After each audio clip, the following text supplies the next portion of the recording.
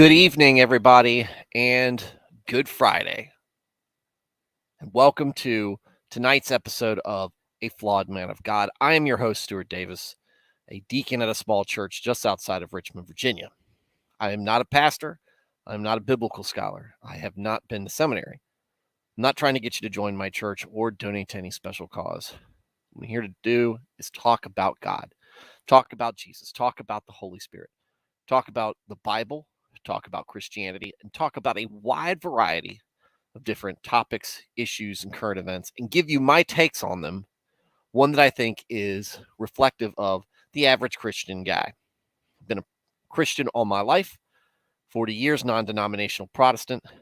Don't subscribe to any particular doctrine or denomination. I'm just in the Word every day, trying to do it better. Sometimes I'll get it right, sometimes I'll get it wrong. But either way, you're going to see me on here giving you my best on whatever nights I'm able to make it on. So if you are somebody who is new to Christianity, or if you're somebody who is wondering about it, if you're curious about learning what it is all about, if you've got a voice in the back of your mind wondering if there's more to your existence than just your life here on earth, welcome to the show. Glad to have you here. Hopefully you can get something out of this, something that will help propel you into a relationship with God. Hopefully this will act as some sort of influence to let you know that there is more to Christianity. There's more in faith than just the stereotypes that you see in our culture today. Because while we are Christians, we are unfortunately flawed people representing a perfect truth. And that means that a lot of times we can get things wrong. Like I said, I'm going to get things wrong myself. So will other folks. But that doesn't mean that it should keep you from salvation. So pull up a chair and lend me your ears as I give you a very relaxed and comfortable layperson's perspective on my faith, on our faith. And like I said, maybe that'll get you interested enough that you go to a church, get connected in with folks who are just at least at least as faithful as I am, and set you on the right path to one day bask in the glory that is heaven and the presence of God. If you are already a Christian and you just enjoy Christian topics and discussions, welcome as well. But regardless of how you are on this spectrum, I would encourage you to join the chat. We've got a great group of folks who tune in and night out, many of them cycling in here at the moment. Coming in here at the moment. We run this very similar to a Wednesday night study group or a Sunday school. And that means we get to know each other a little bit. We might shoot the breeze, talk about things a little off topic. And what I want from you guys is your perspective. The chat makes this show better, and you can too. That's why I want you in there. Give me your opinion. Tell me where you think I'm right. Tell me where you think I'm wrong. Are we discussing something that maybe you have some personal insight or experience with? How is it making you feel? Maybe you're getting something out of what we're discussing that I'm not. And the community is small enough, and the chat is small enough that if you put something in the chat, I'll read it and respond to it. And maybe, probably, you'll say something that makes the show better. And with that said, welcome, everybody. Welcome to Good Friday, right? Welcome to probably the most important weekend in Christianity all year. Certainly, Christmas is important to us to celebrate the arrival of the Messiah. God made flesh on this earth. the beginning of the fulfillment of prophecy.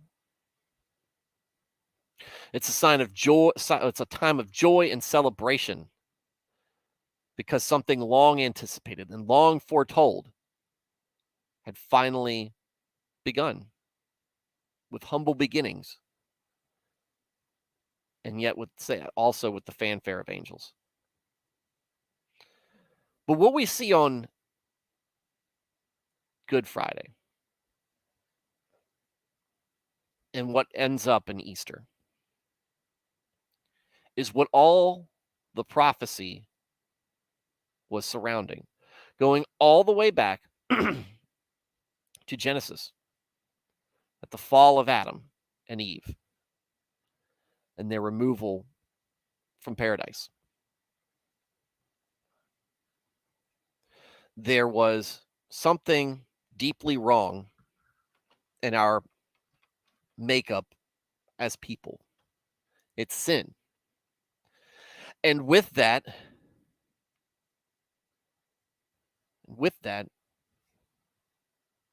we had to bear those flaws, to bear that condemnation. That there was a covenant that was established with Abraham. And through him down to Jacob, who became Israel. And from him to Moses. And we had the 10 Commandments. And we had Levitical law. And we had the beginnings of God's plan for everybody. But it started with his chosen people. It started right there. And though the laws that he set down were simple, and the commandments easy to follow, they weren't easy for the Israelites. And nor are we able to uphold them. God tries to set us up for success, and yet time in and time out, we find the same ways to get in our own way, get in each other's way, tear us down, and cast ourselves into sin. There's many different faces of it. But as we go through the Old Testament, we see exactly how ugly it was. And it went from the ugliness of just flat out ignoring God at times. We look at King Manasseh. We look at Ahab as examples where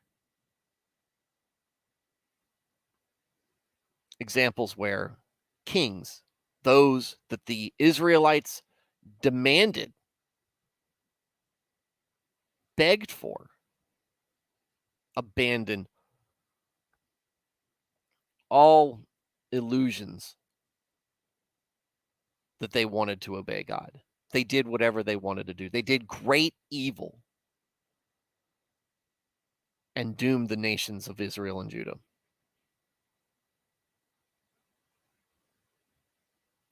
And just like in Judges, just like in the Exodus, throughout the Old Testament, we see the Israelites as in righteous moments, an Israelite in open rebellion with God. But what we ultimately see during the occupation of Rome is something perhaps worse. I don't know. They're both bad.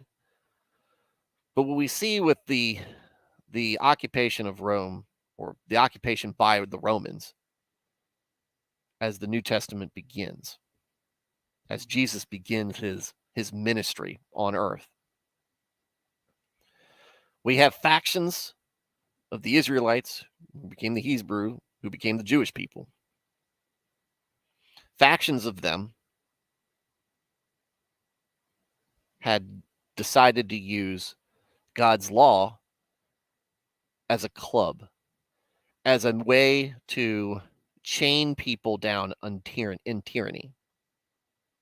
Whereas the old way, they just ignored it Now they were misrepresenting it. And Jesus, in his infinite wisdom, doesn't just use the opportunity of his presence to fulfill the prophecy of his sacrifice, but also to set the record straight on what God's intention was with his commandments and with us, what he wanted us to do in life, what the spirit behind the commandments were, and how it was supposed to make us a great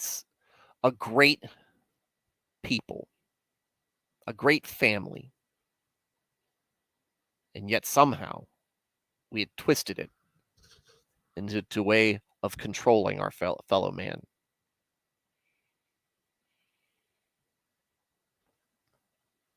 You know, what's Good Friday? Good Friday is the day that Jesus was put on a cross, nailed up there, a wreath of thorns jammed onto his head, and left up there to die, naked and humiliated, as Roman soldiers and others mocked him. The King of the Jews was the sign that they put above him.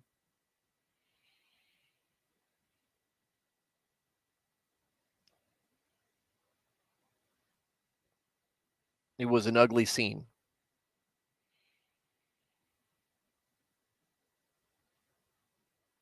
And Good Friday is good in that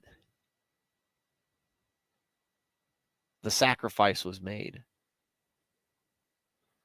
but it also should be treated in reverence on what the cost for that really was. Perfect being with no real responsibility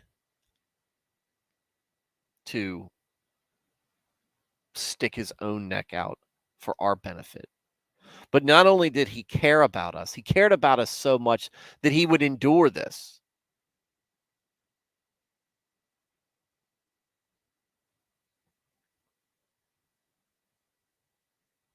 He would endure this great indignity, this great pain, this suffering, but as a way of showing the world how much he loved us. And Easter shows a bit, just the shade of how much power an almighty being has.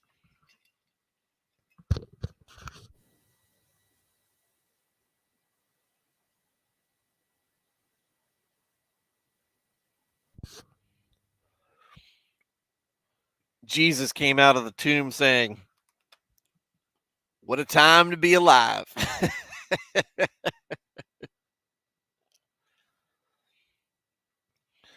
So tonight we're going to look through the perspective of one of Jesus's disciples, maybe the most famous in some respects. He is definitely one of the most well-documented disciples in the New Testament throughout the Gospels, and that is Simon Peter.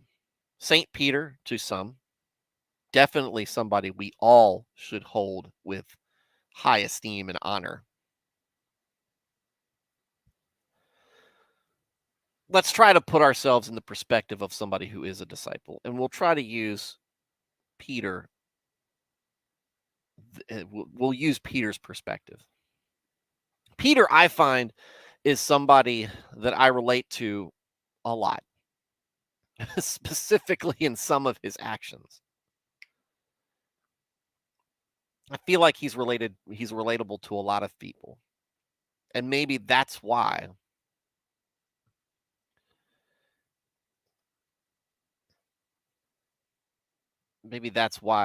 he's so documented. Who knows? But if we try to do this chronologically,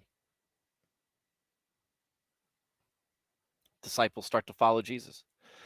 Andrew, Simon Peter's brother, was one of the two who had heard what John had said and who had followed Jesus. The first thing Andrew did was to find his brother Simon and tell him, "We have found the Messiah, that is Christ." And he brought him to Jesus. Jesus looked at him and said, "You are Simon, son of John. You will be called Cephas," which, when translated, is Peter.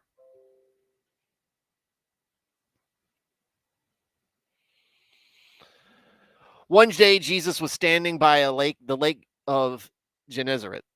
The people were crowding around him and listening to the word of God. He saw at the water's edge 2 boats left there by the fishermen who were washing their nets. He got into one of the boats, the one belonging to Simon, now called Peter, and asked him to put out a little from shore. Then he sat down and taught the people from the boat. When he had finished speaking, he said to Simon, "Put out into deep water and let down the nets for a catch." Simon answered, "Master, we've worked hard all night and haven't caught anything, but because you say so, I will let down the nets." When they had done so, they caught such a large number of fish that their nets began to break. So they signaled their partners in the other boat to come and help them. And they came and filled both boats so full that they began to sink. When Simon Peter saw this, he fell at Jesus' knees and said, "Go away from me, Lord. I am a sinful man." For he and all of his companions were astonished at the catch of fish they had taken.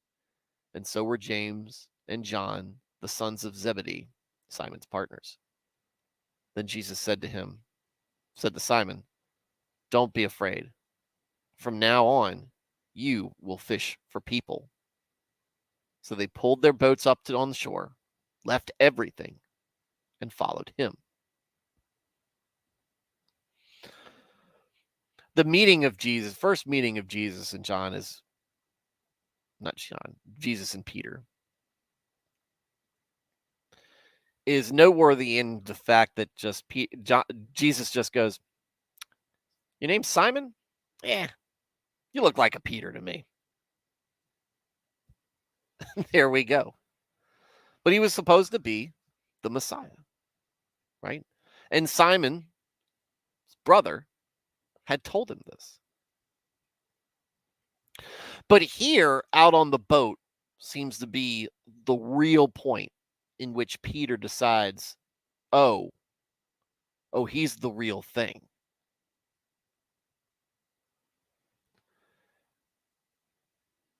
I try to figure the perspective on this. Jesus, by the sheer fact, even as a man, had to have this aura of charisma, of motivation behind him that was immensely strong. You don't just get people wherever you go to go, "Oh, you're the Messiah." It doesn't work that way. If you look at most of these folks who get their cult following, they got a half dozen people, and they're picking people who are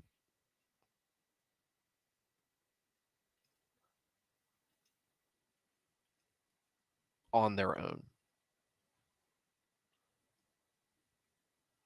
But that's not who Peter is. That's not who any of these folks are. Peter's in a boat full of his friends. James and John. He's got his brother. They're obviously on speaking terms and um, and with enough respect for each other that when his brother says he's the Messiah and this man gives him another name, he kind of goes, okay, right?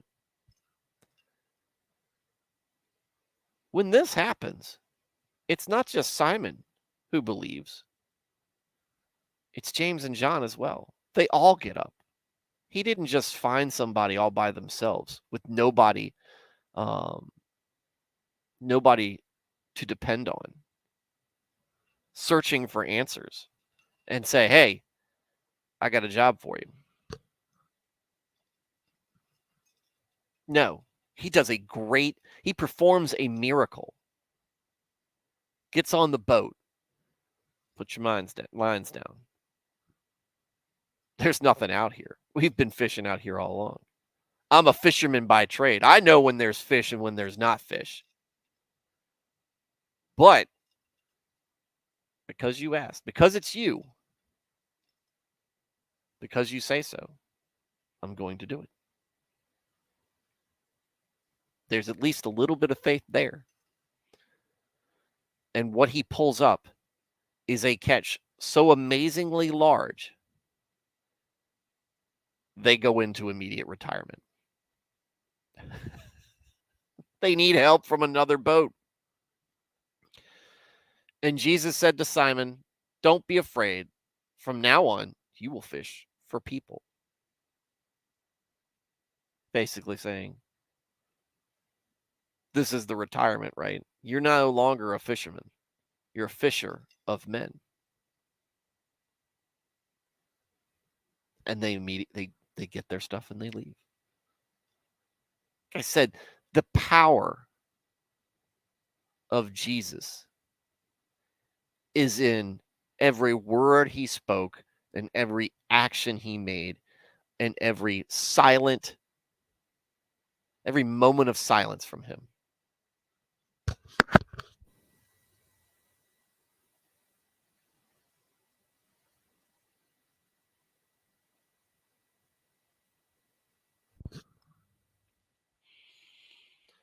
Oh, to be in his presence at that time.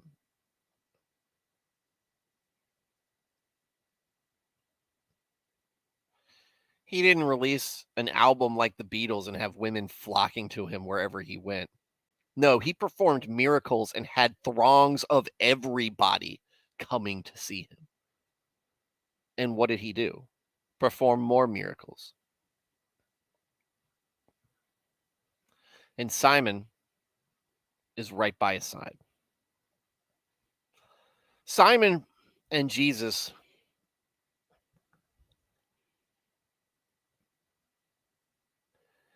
it really just it really feels to me much like a brotherly relationship, with Peter being the much younger brother looking up in awe to his older brother, so capable and wise, and trying his best to follow in his footsteps, and oftentimes failing. The disciples in general have to be corrected. This isn't an indictment of the disciples at all. We all have to be corrected. We all would be corrected. The joke is, if Paul was alive today, we would all of our churches would be getting angry letters.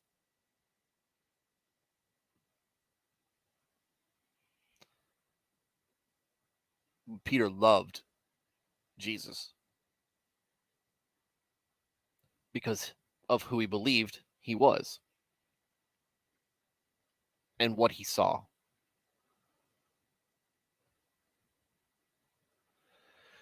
I'm going to skip ahead a little bit because of that. When Jesus came to the region of Caesarea Philippi, he asked his disciples, who do people say the Son of Man is? They replied, some say John the Baptist.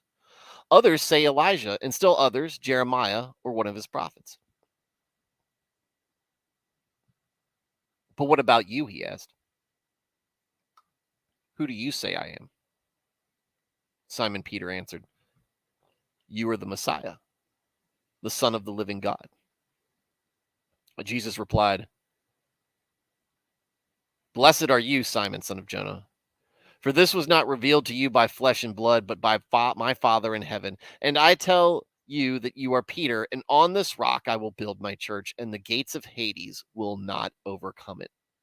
I will give you the keys of the kingdom of heaven. Whatever you bind on earth will be bound in heaven, and whatever you loose on earth will be loosed in heaven.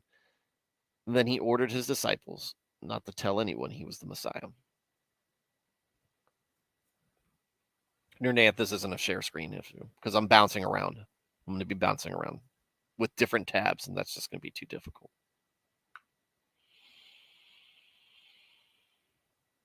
Guys, Simon Peter knows. And though he might make mistakes from time to time, this right here shows you Peter's a man of faith.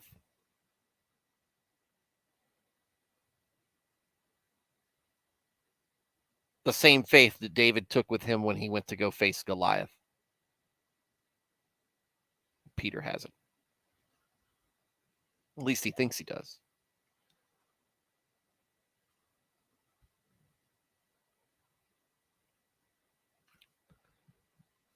Peter thinks of himself as brave and courageous, and there might be a little bit of bravado, maybe a little bit of manly posturing from him from time to time. That we can relate to. And still, he is humbled. Still, he is humbled. He's got enough courage, just enough courage, to get himself in trouble. Shortly before dawn, Jesus went out to them, walking on the lake. When the disciples saw him walking on the lake, they were terrified. It's a ghost, they said, and cried out in fear. But Jesus immediately said to them, Take courage. It is I. Don't be afraid.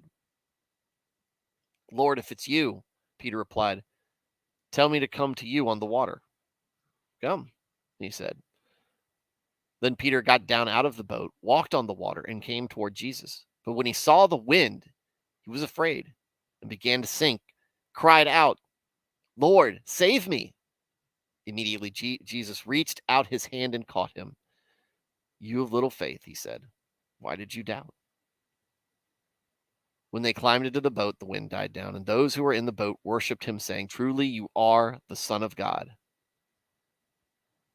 When they had crossed over, they landed at Gennesaret. And he performs more miracles.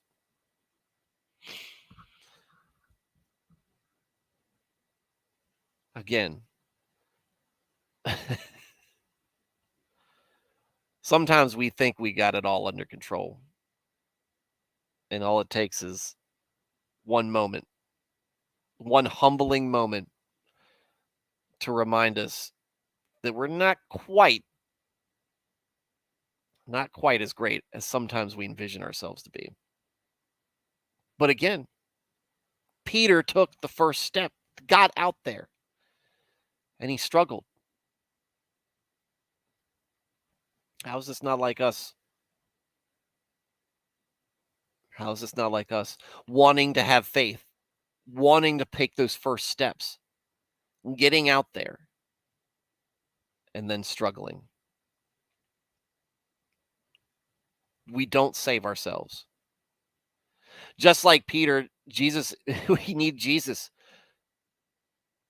to reach out to us, catch us, and like an older brother or a father would do. Come on, man. You know. You knew you were doing it. Why did you doubt? You were fine. But you let your worries, you let your doubts, you let your vulnerabilities get the better of you, and you began to sink. Don't worry, though. I'm here with you.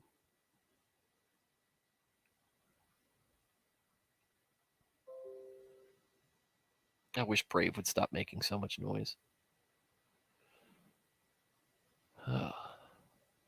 And Peter, being the younger brother that he is, kind of relationship that he seems to have, stumbles around. Jesus began to explain to his disciples that he must go to Jerusalem and suffer many things at the hands of the elders, the chief priests, and the teachers of the law, and that he must be killed and on the third day be raised to life. Peter took him aside and began to rebuke him. Never, Lord. This shall never happen to you. Jesus turned to Peter. Get behind me, Satan. You are a stumbling block to me. You do not have in mind the concerns of God, but merely human concerns. Then Jesus said to his disciples, whoever wants to be my disciple must deny themselves and take up their cross and follow me. For whoever wants to save their life will lose it, but whoever loses their life for me will find it. What good will it be for someone to gain the whole world, yet forfeit their soul? Or what can anyone give in exchange for their soul? For the Son of Man is going to come in his Father's glory with his angels, and then he will reward each person according to what they have done. Truly, I tell you, some who are standing here will not taste death before they see the Son of Man coming in his kingdom.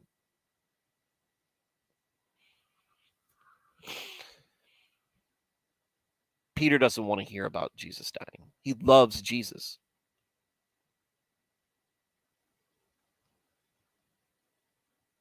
He's the Messiah. He's the Son of God. Why? Why does this have to happen? This isn't just us reading. We're not. If you're putting yourself in the perspective of Jesus, this is not just us reading the words of Jesus. This is being there. This is being in Christ's vicinity day in and day out, hearing firsthand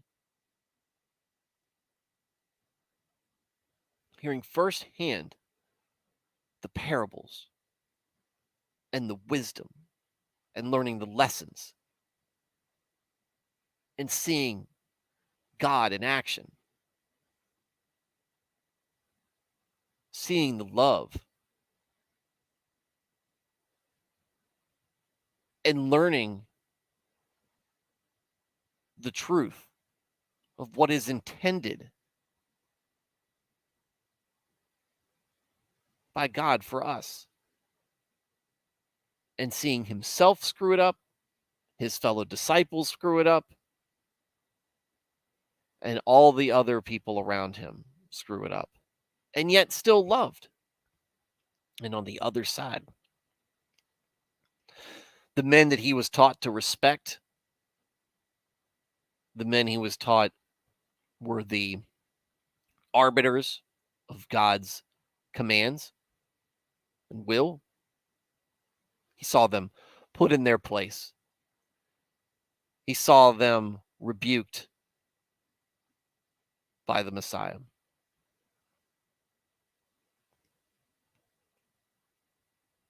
He saw them dismissed and taught.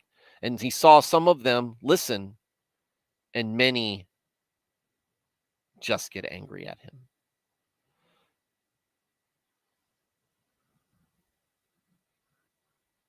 Because Jesus wasn't saying what they wanted. Jesus wasn't reaffirming what had brought them the power that they had. Jesus wasn't picking up a sword and calling angels down and carrying the Roman centurions off and the Roman legion out of there and the Roman government removed and reestablishing the nation of Israel. They thought their prophecies with Jesus being a mighty warrior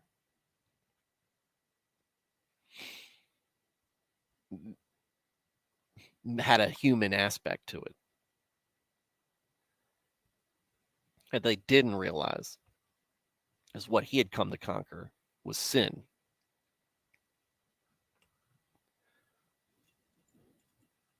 The greatest danger to man.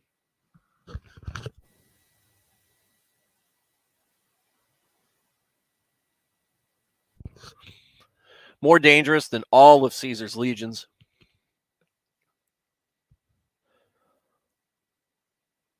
More dangerous than the hordes of barbarians under Attila or Genghis Khan. The real enemy was sin. Was ourselves. Is ourselves. He had come to conquer that.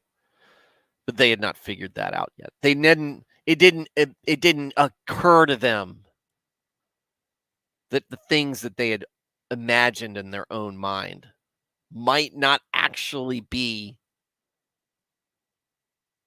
what God had been telling them. We'll read it more as we cover the Old Testament. But getting back to Peter, this is what he's seen. He is close. He is close to Jesus, meaning he is close to God. But he's talking about priests and teachers, rabbis, causing him pain and suffering, and that he must be killed. He didn't want to. I guess the third day being raised to life didn't occur to him, or maybe he still didn't believe it. So he took him aside. Stop talking about this. Maybe it's scaring Peter. This can't happen. I can't imagine this happening to you. Please. I don't want to hear it. Immediately rebuked. Get behind me, Satan. You are a stumbling block. You do not have in mind the concerns of God, but merely human concerns. You don't understand, Peter. So don't speak about this. Don't quote the deep magic to me, which I was there when it was written. But seriously, how bad did Peter feel? One, enough to try to tell God no.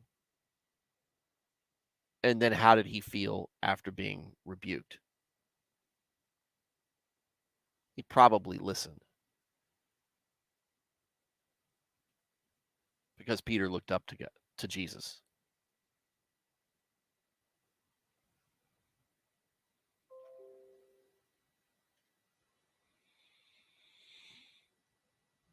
And he's gone through him he's traveled with Jesus throughout this time.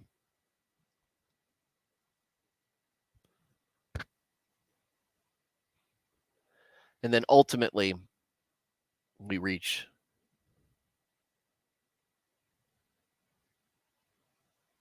the Last Supper.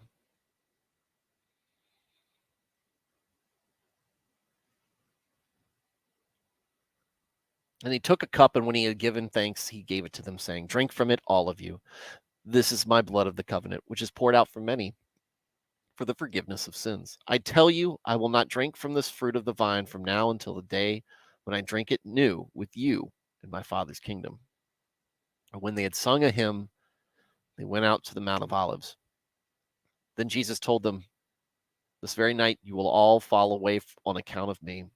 For it is written, I will strike the shepherd, and the sheep of the flock will be scattered. But after I have risen, I will go ahead of you in Galilee." Peter replied, "Even if all fall away on account of you, I never will." I'm never going to leave you, God. You can say whatever you want. I'm not going anywhere.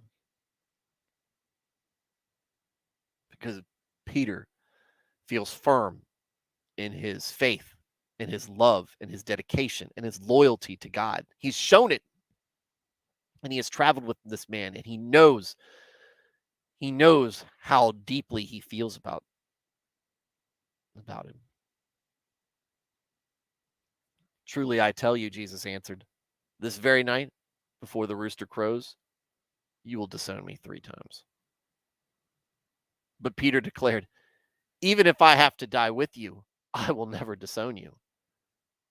And all the other disciples said the same. It's important to remind you here that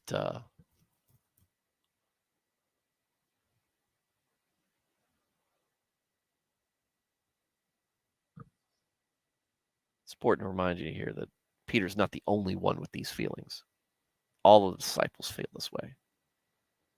Peter just has this unique,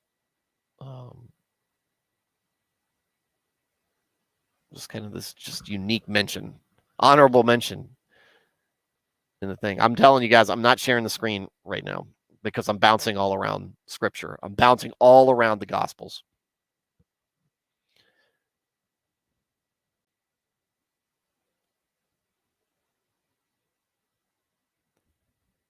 Then Jesus went with his disciples to a place called Gethsemane, and he said to them, sit here while I go over there and pray. He took Peter and the 2 sons of Zebedee along with him, the fishermen who gave up everything at the first miracle they saw from him and decided to follow him.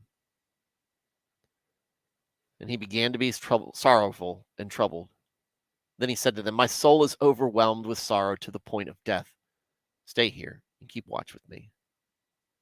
Going a little farther, he fell with his face to the ground and prayed, my Father, if it is possible, may this cup be taken from me, yet not as I will, but as you will.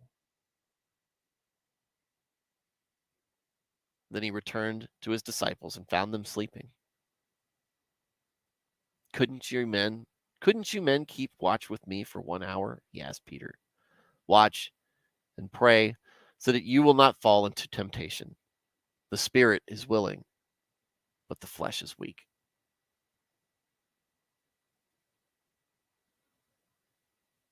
That's an oft-quoted passage, by the way. The spirit is willing, but the flesh is weak, because we all know that feeling. We all know that truth. He went away a second time and prayed, my Father, if it is not possible for this cup to be taken away unless I drink it, may your will be done.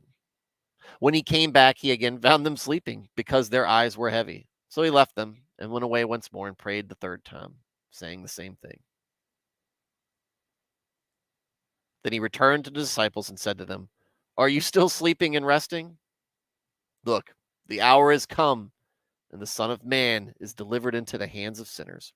Rise, let us go. Here comes my betrayer. And we'll talk more about that part when we get there in our readings.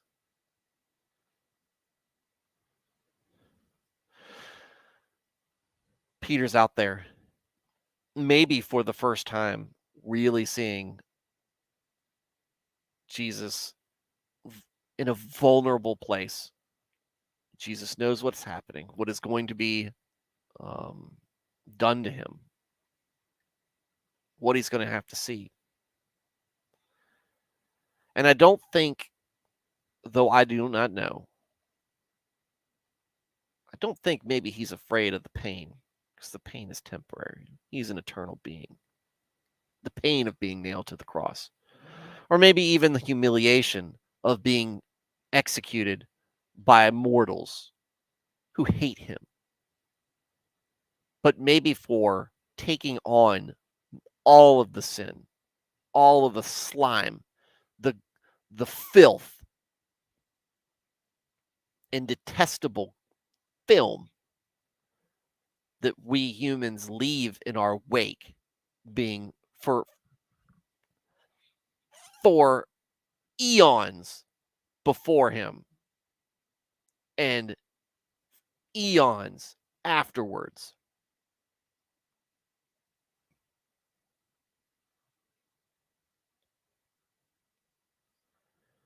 All of this, year after year, century after century, millennia after millennia, multiplied by the millions and billions of people every single day in their actions. Put on him.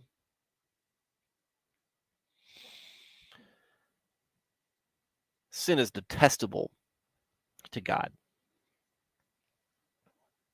It is disgusting. It is loathed by him. And yet all of it is put on his shoulders in this sacrifice. Perhaps that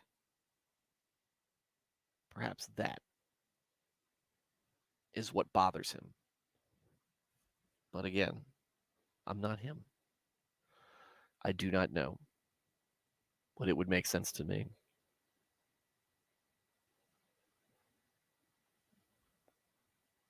But Peter sees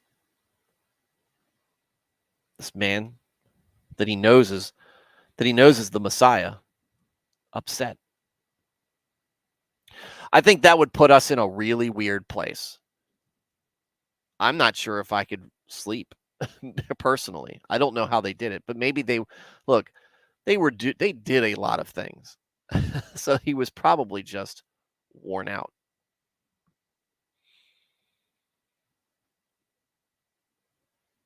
Couldn't stay awake. But he's probably unnerved. While he was speaking, Judas, one of the 12, arrived. With him was a large crowd, armed with swords and clubs, sent from the chief priests and the elders of the people. Now the betrayer had arranged a signal with them. The one I kiss is the man.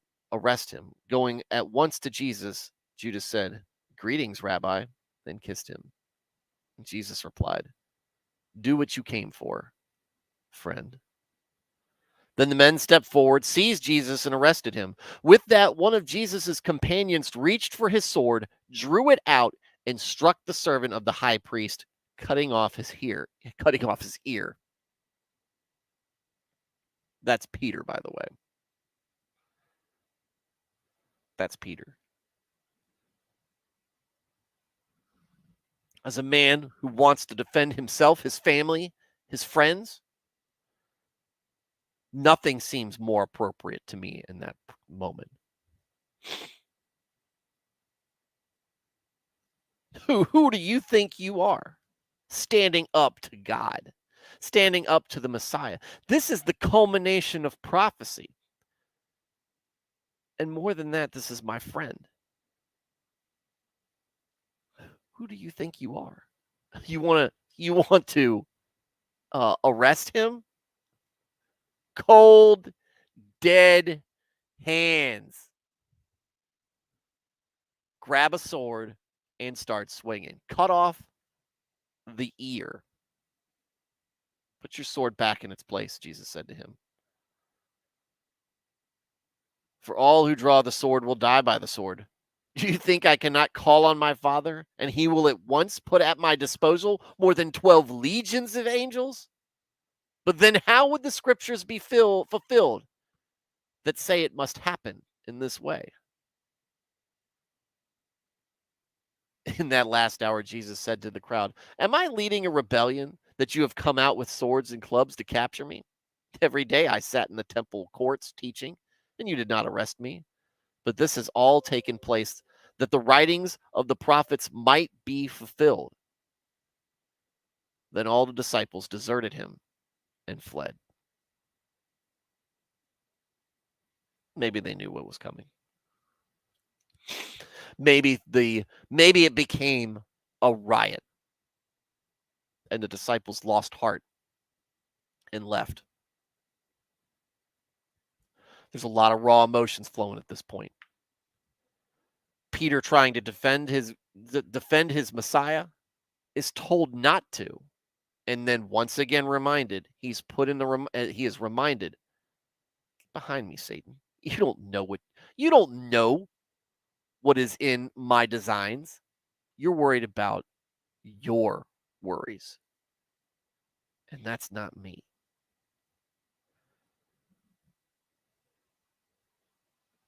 He's been told not to.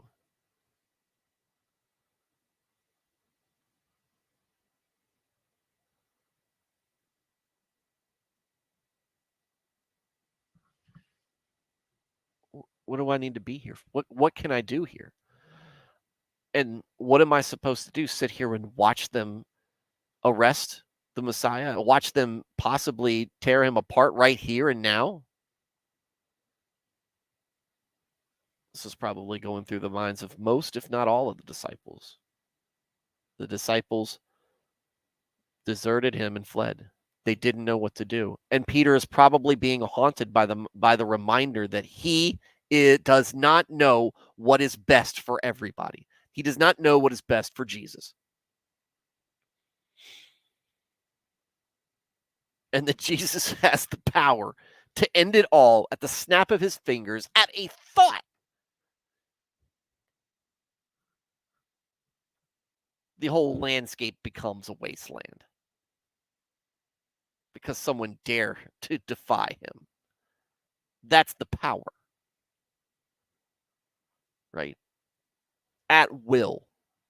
Doesn't need Peter's sword. He's got prophecy to fulfill. His own promise, by the way. It's God's promise. I told you this is going to happen. I've been preparing you for hundreds of years that this is going to happen. It's going to happen. And sorry, Peter, that maybe you can't stand it. And I know that that's not a fault of yours. You love me. Right?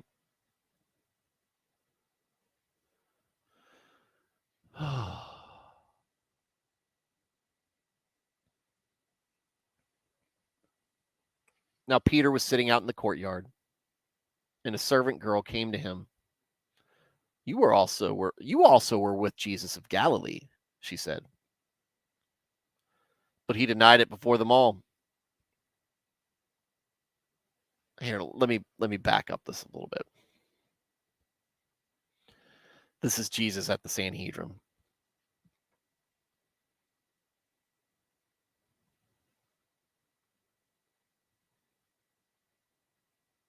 I'll just read the whole thing. I'll share this screen.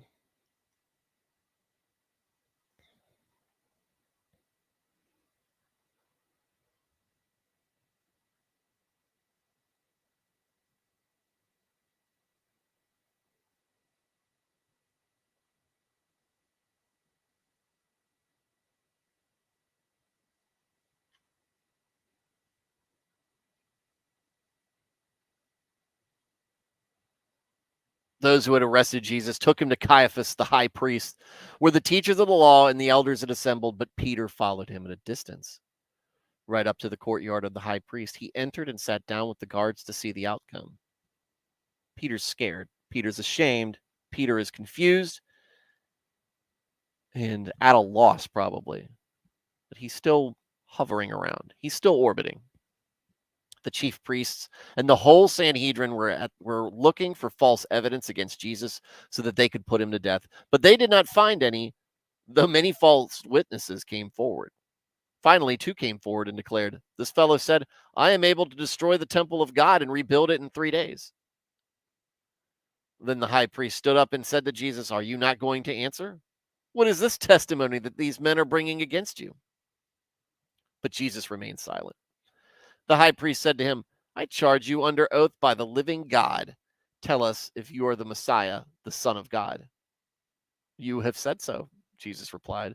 "But I say to all of you, from now on you will see the Son of Man sitting at the right hand of the Mighty One and coming on the clouds of heaven." Then the high priest tore his clothes and said, "He has spoken blasphemy. Why do we need any more witnesses? Look, now you have heard the blasphemy. What do you think?" "He is worthy of death," they answered. Then they spit in his face and struck him with their fists. Others slapped him and said, prophesy to us, Messiah. Who hit you?" Great joke. Ha ha. Cool story, bro. Now Peter was sitting out in the courtyard, and a servant girl came to him.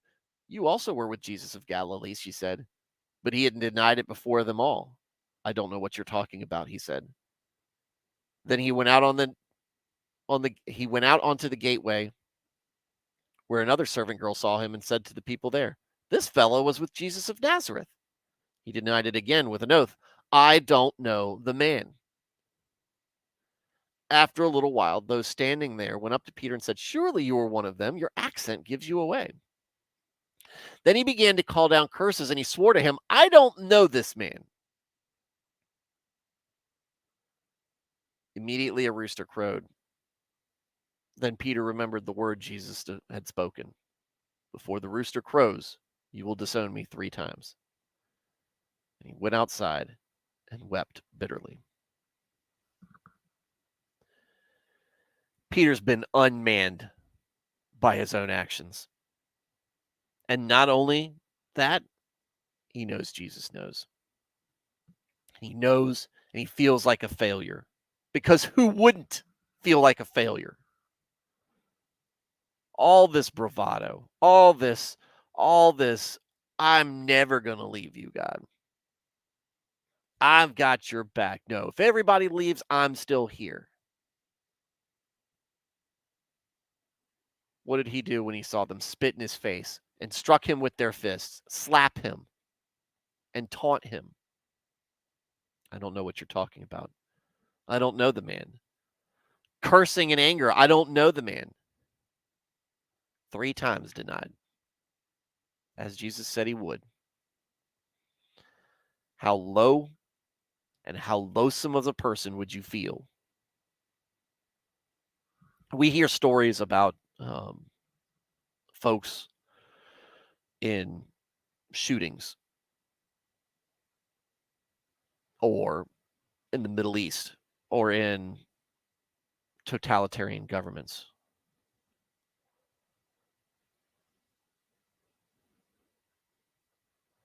When folks come up with a gun and they point it at a person, they said,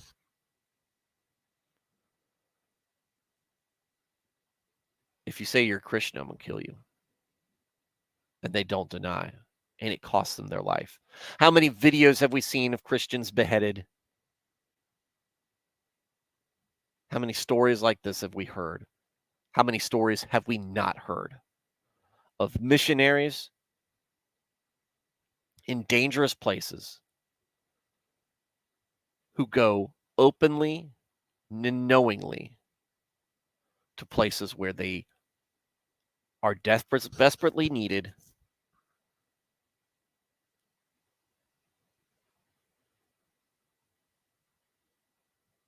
and incredibly hunted?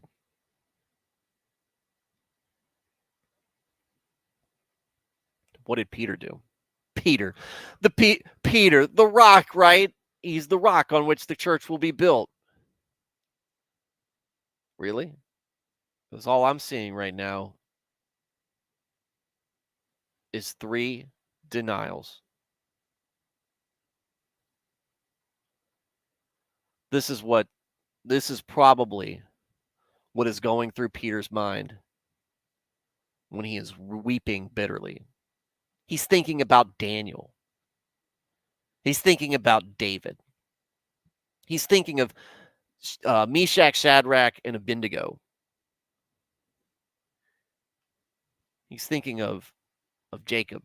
He's thinking of Joseph. He's thinking of these people who loved God and didn't break faith,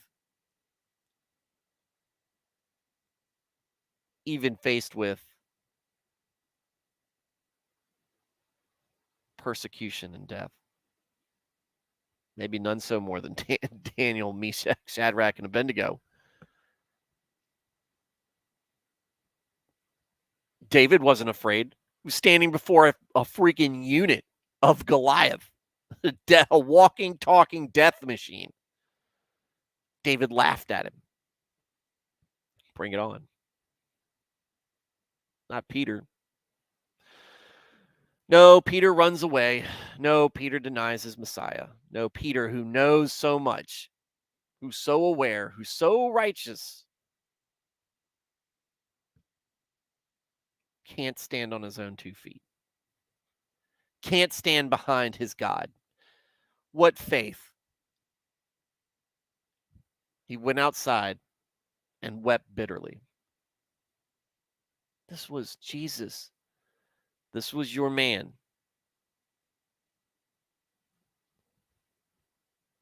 This is how much he means to you.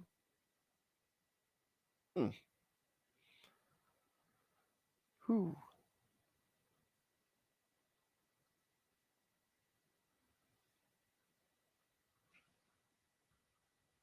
Jesus is crucified later. Good Friday. 3 days later, he rises from the dead and leaves the tomb.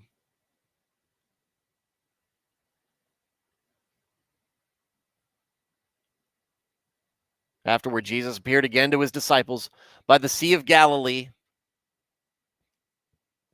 It happened this way. Simon Peter, Thomas, also known as Didymus, Nathanael from Cana in Galilee, the sons of Zebedee, and 2 other disciples were together. I'm going out to fish, Simon Peter told them. He's depressed. And they said, we'll go with you. So they went out and got into the boat, but that night they caught nothing.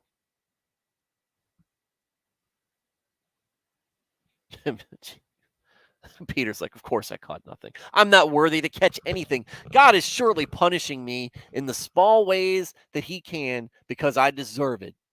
No fish. No consolation in anything. I can't find comfort even in my chosen profession. I can't go back to what I was. Early in the morning, Jesus stood on the shore, but the disciples did not realize that it was Jesus. He called out to them, friends, haven't you any fish? No, they answered. Here, he said, throw your net on the right side of the boat, and you will find some. When they did, they were unable to haul the net in because of the large number of fish. Then the disciple whom Jesus loved said to Peter, it is the Lord. As soon as Simon Peter heard him say it is the Lord. He wrapped his outer garment around him, for he had taken it off, and jumped into the water.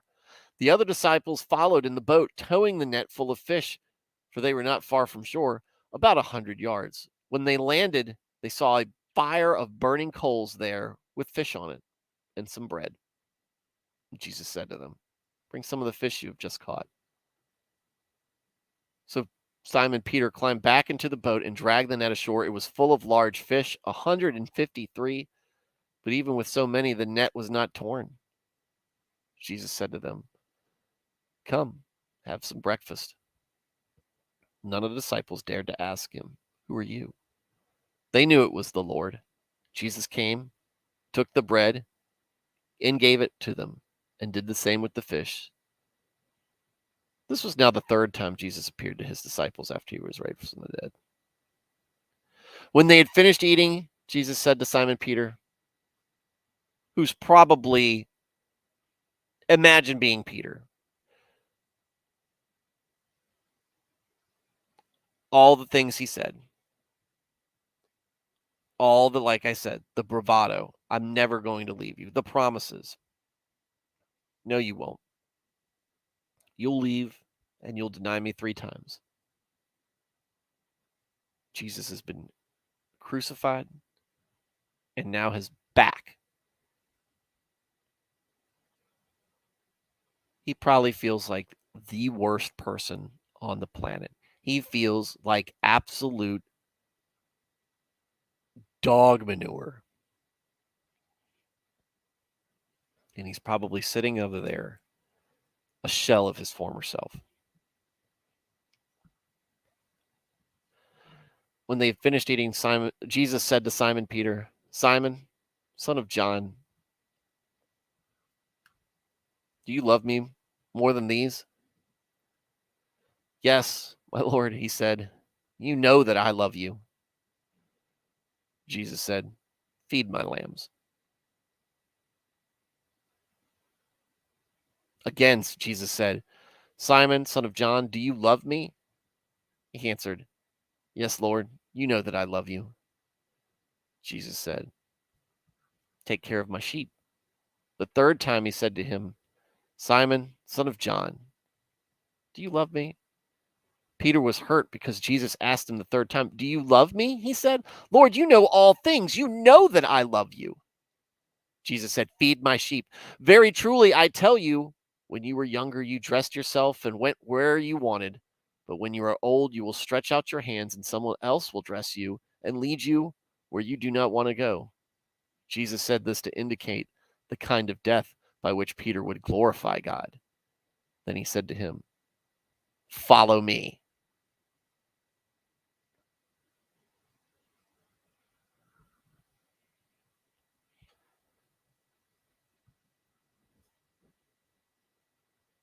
Jesus, by asking 3 questions, reminds Peter of who he is. By asking 3 times, Do you love me? The third time, so exasperated, just like he was exasperated the third time he was asked if he knew Jesus. Do you love me? Lord, you know all things. You know that I love you. And there it is. Yeah, Peter, you screwed up. Yeah, you did. But here's Jesus, still talking to you. And guess what? He knows. He knew all along you were going to deny him. Yet look at how he treated you the whole time. Look, he's come back. He's talking to you. You didn't hang yourself over some shekels. You felt like the worst person, but you stuck around.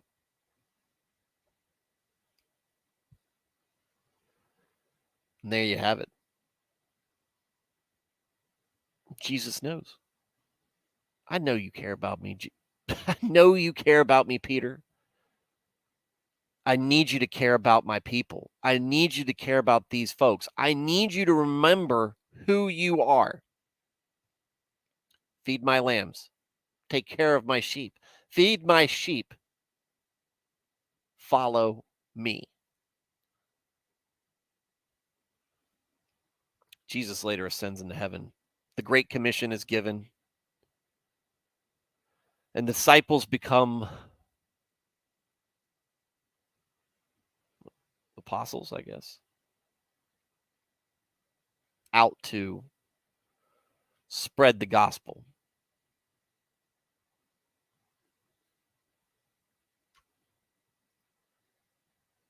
What happened to Peter?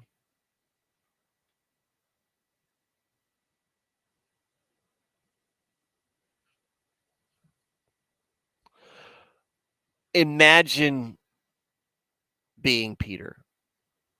Imagine the guilt that he felt for 3 days.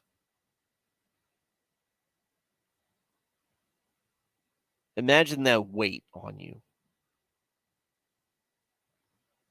This isn't guilt for letting just a friend down. This is letting God down. And all you had to do was stand next to him.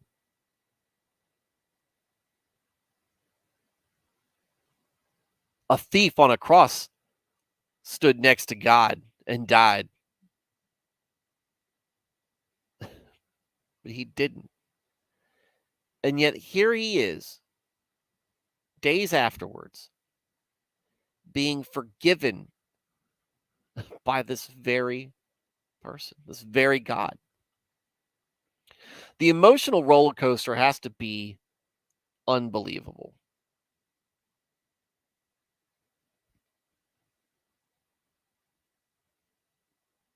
The joy,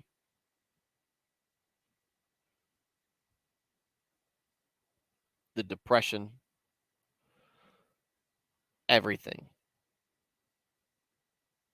Imagine the weight that's lifted off of him with by asking the same question 3 times. Peter's a new man. But Peter ultimately meets his end very similar, and he meets his end in a very similar fashion. 66 AD, approximately, under the reign of Emperor Nero. Nero hated the Christians. Paul's beheaded. Peter is sent to be crucified. Peter said, "Crucify me upside down. I don't feel worthy to die in the same manner as my Lord." And so they do it. And there you have the upside down cross.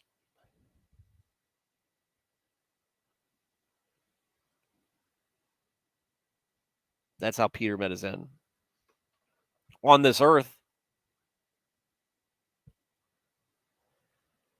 And yet Peter, who was just a man,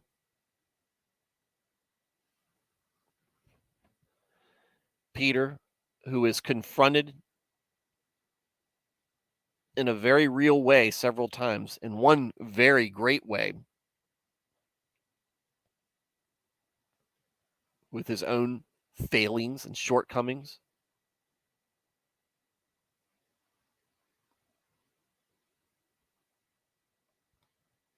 Catholics call him the first pope, and still the longest reigning pope, apparently. So does the Orthodoxy. And it's hard to deny what they're saying, because he was such a big part of the early church. He was such a big part of the Great Commission. He was so influential in how Christianity, early Christianity, built up its momentum.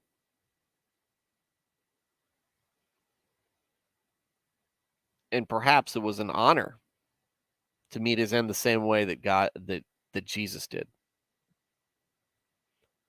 No, it wasn't really the end of Jesus. But maybe meeting his end the same way that Jesus went to die for our sins.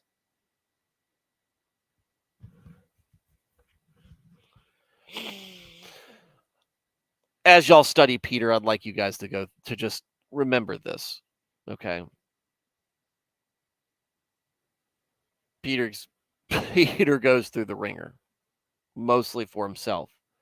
But why I like I like Peter so much is that he's so, like, we talk about Saul being what most people would probably be like if they were king. Peter is what most people would be like if they were a follower.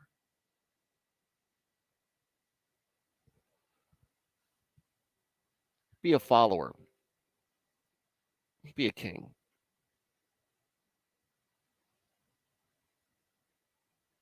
All right, guys. I'm going to read the chats and we'll go from here. But that is mine. Those are my thoughts this Good Friday. Nico, Nernaeth, Emmanuel, Alex, Alias. How's it going, guys? Figs, what's going on? MR, Porcupine. Imagine Jesus is the original Monkey D. Luffy creating a crew out of men willing to follow him. To say it in a biblical way, there was never a man before him or after that was like him. I mean, like the old saying goes, speak softly and carry a big bonk stick. Jesus does that. Jesus does that quite often, especially when interacting with the Pharisees and within his own disciples. Jesus is an equal opportunity teacher. He teaches them in different ways, but he knows what the correct way to correct them is. Dresden, what's going on? Manuel says, man, I hear that line, I still get shivers. Exactly. Jesus had every temptation that we as men had, 100% man and 100% God. We always think Jesus did the right thing all the time, but all the temptations we have as humans was also there as stumbling rocks in his path as well. I think the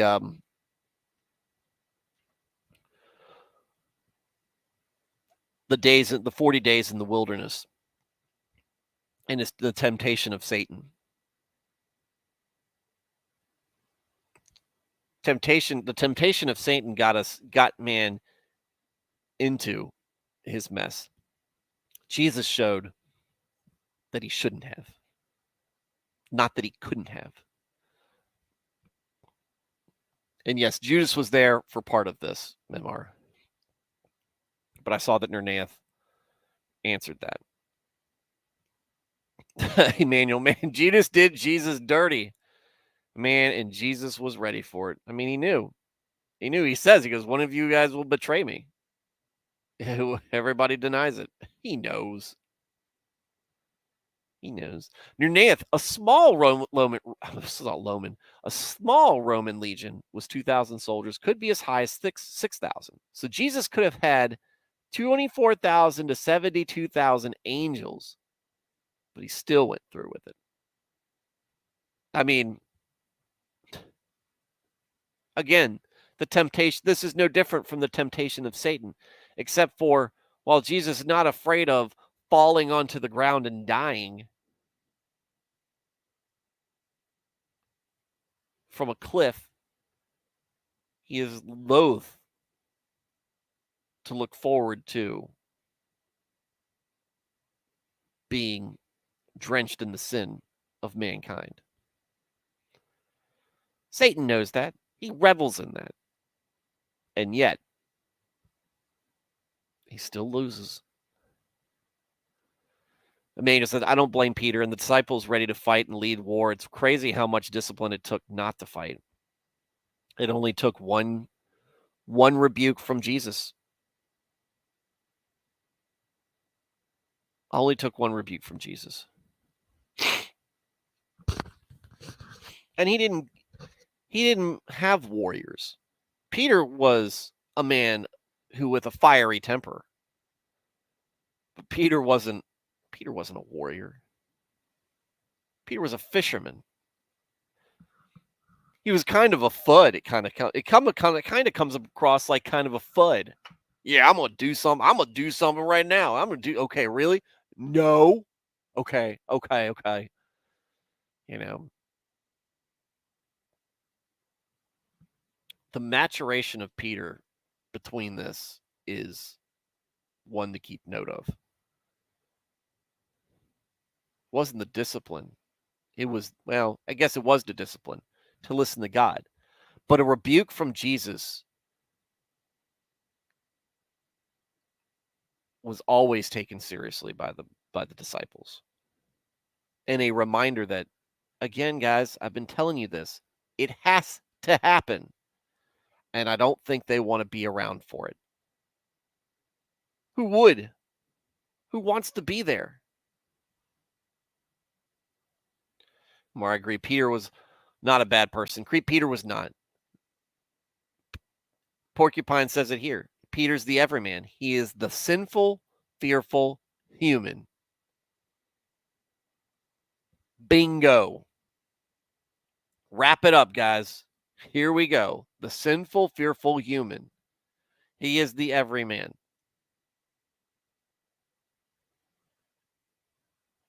I bet Peter feels like it was his fault. Of course he does. Of course he does. Feel like he could have done something. He feels powerless, helpless, and still a coward. Because he asked us if he was one of his men.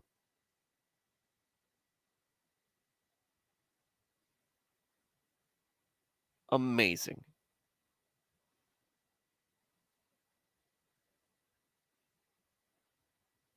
Matt, welcome to the show. Emmanuel, man, it must have been one of the lowest lows and yet one of the highest highs when talking to Jesus again. For Peter to die upside down, blood rushing to his head, and then visiting Christ afterwards must have been something. Leave it all behind. Figs, are you tired? Go sleep, man. Go to sleep. That's what the disciples did in Gethsemane. Porcupine said, I'll give Peter true props and respect, but I can't give him the adulation that Catholics give him. Let the Catholics do what the Catholics do. Give him true props and respect. We hold him in high honor. He didn't just do this. He wasn't just there for all this. He doesn't just serve as a great example for us, like you said, the everyman, but he also did a great deal of work establishing the church. I mean, if we're going to give out saints, sainthood to Christians, him and Paul are at the top of the list.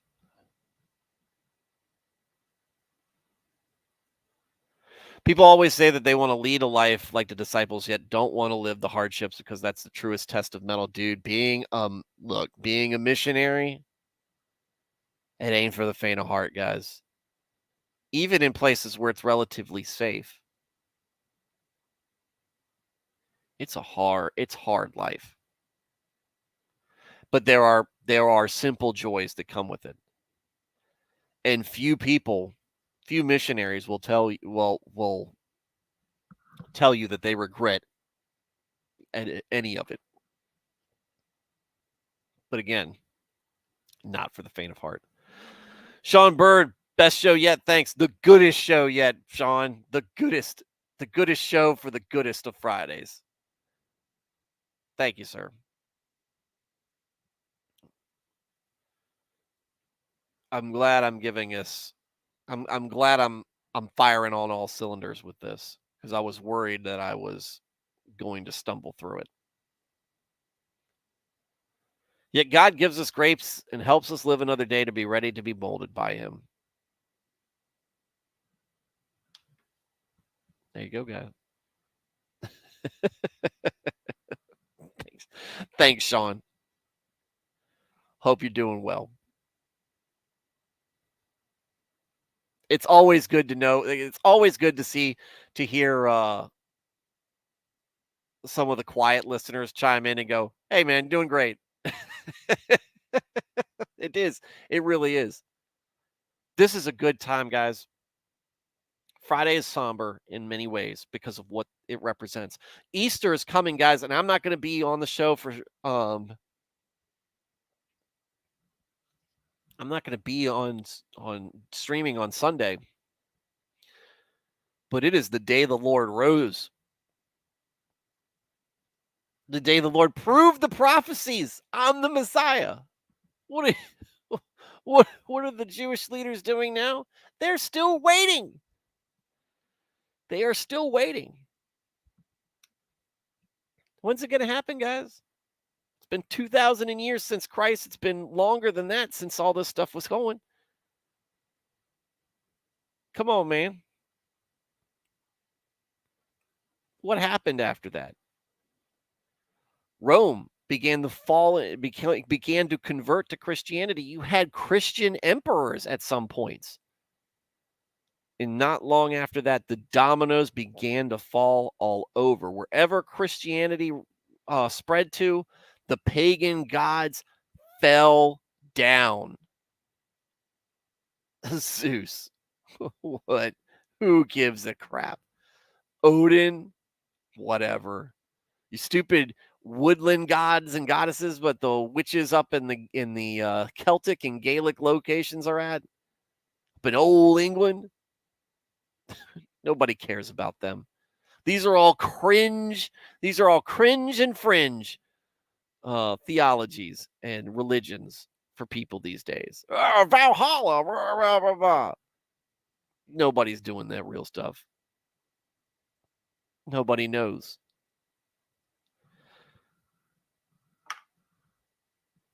The resurrection was midway in that respect.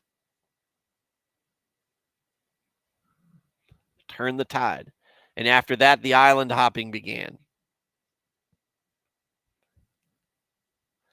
The mission's not done. The Great Commission is not complete.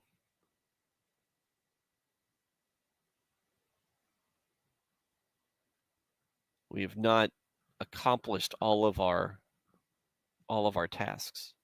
But even though we haven't been able to do that,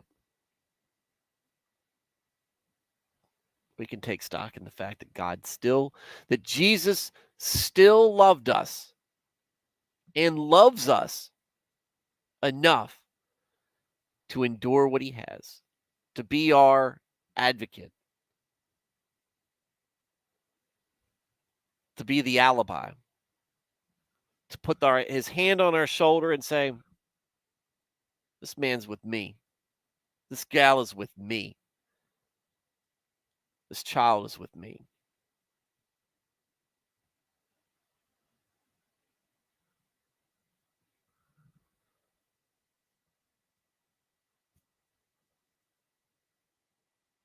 That's my spiel. Porcupine said, "Not tooting our own horn. That's our whole bus travel mission." There you go. We're gonna go on the road and mission where God takes us. Take this show on the road. We're not the most prophetic, but Christ will guide my family. Manuel says, much confidence or arrogance we display, it's always humbling to hear the journey of the disciples and learn from them. Yeah, if we want to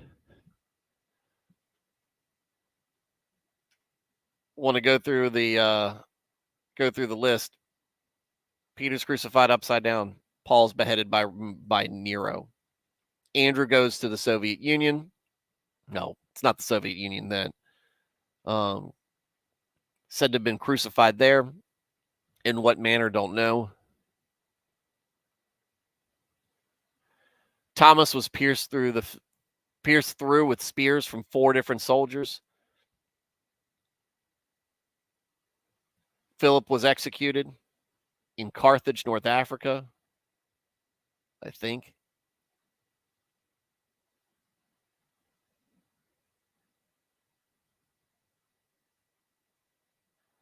Matthew died in Ethiopia, stabbed to death. Bartholomew was martyred. Various accounts on that. James is stoned and clubbed to death. Simon the Zealot executed after refusing to sacrifice to the sun god. Matthias, the new 12th disciple, went to Syria with Andrew, burned to death. John,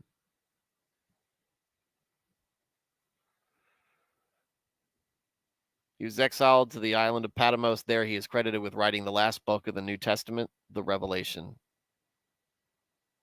An early Latin tradition has him escaping unhurt after being cast into boiling oil in Rome. Also survived poison, if I recall correctly. He said, somebody's going to be staying alive. And there you have it, guys. All right. To everybody in the world,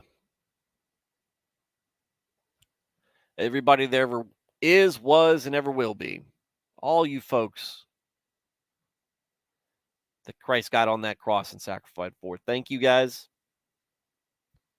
Whatever capacity I can. Because you were worthy of, you were deemed worthy by Jesus of his sacrifice. And that's something that you should take to heart, and I hope you do.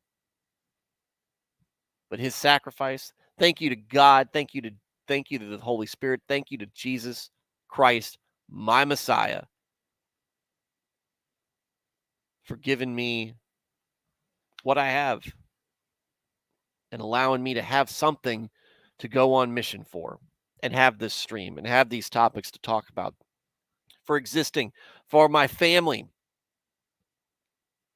and their hope for salvation, for this chat. They're real people, not just words on the screen. They got real issues, real thoughts, real virtues, and real flaws. Thank you for dying for me.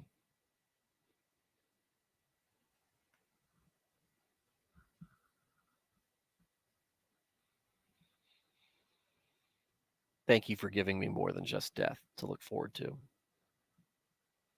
with that, guys, have a good, safe weekend. Go to church. Go to church and celebrate Easter. Celebrate the resurrection. God did it for you. So you got it. So there's nothing else to do but celebrate. Thank you for giving me your time tonight.